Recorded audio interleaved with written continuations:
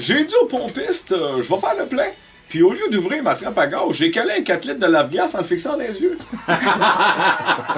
Bon, je vais pousser 20 tantôt, ça va être différent. Bonsoir tout le monde, ici Dominique Lévesque. Le gars qui s'habille comme un banquier, mais qui parle comme un pompiste. Pas bonheur, as-tu besoin d'huile, grand chef? Ah oui? Très, très gros show ce soir. La totale, capitaine? La totale, capitaine. Bon. On fait chaud différemment. Alors, très gros show ce soir. Va falloir le pencher sur le côté pour qu'il passe dans l'escalier en colimaçon. À vue de nez. On l'essaie comme ça.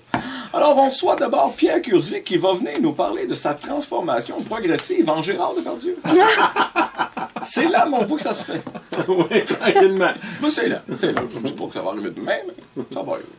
Mais juste avant, je veux vous parler de ma fin de semaine de chasse.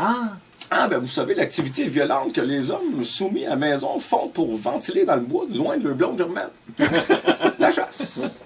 Moi, je suis allé là avec Patrice Écuyer. Mais accrochez pas avec ça, là. C'est un peu comme dans une unité 9. J'en parle au début, je reviendrai pas dessus. Il sera pas dans ton histoire. Lui, il est pas dans l'histoire. Pourtant, il a des gros yeux pas fins au début. Mais, on n'en parle pas. Fait que je suis parti en Gaspésie pour la chasse à l'orignal.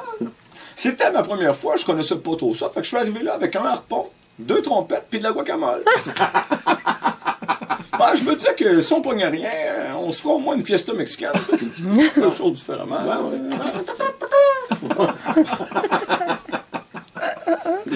Dieu sait que c'est une mélodie mexicaine.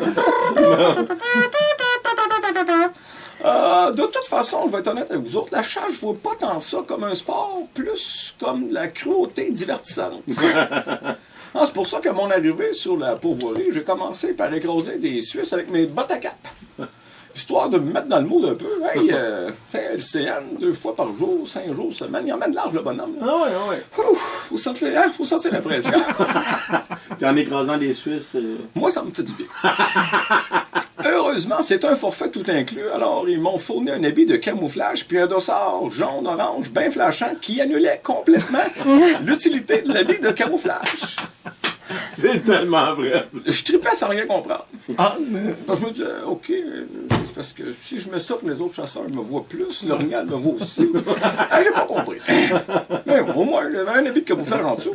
Après ça, ils m'ont offert une carabine, mais là, je les ai regardés de haut en disant, ça sera pas nécessaire. Je suis reconnu pour mes propos assassins. Puis je suis parti dans le bois avec un mégaphone. toujours bon. Là, je me promenais sur la pointe des pieds en chantant le thème de la panthère rose pour que les animaux comprennent. J'étais en mode furtif, tu sais. Furtif. Personne me voit. Furtif. Personne me voit. Personne me voit. Finalement, 3 ans plus tard, Ça, c'est la chasse. de retour à la pourvoirie, frustré d'avoir rien tué, je m'en allais quand le propriétaire est venu me mettre une carabine entre les mains. Écoute, j'ai adoré. Je tirais partout sans même prendre la peine de viser. Pow.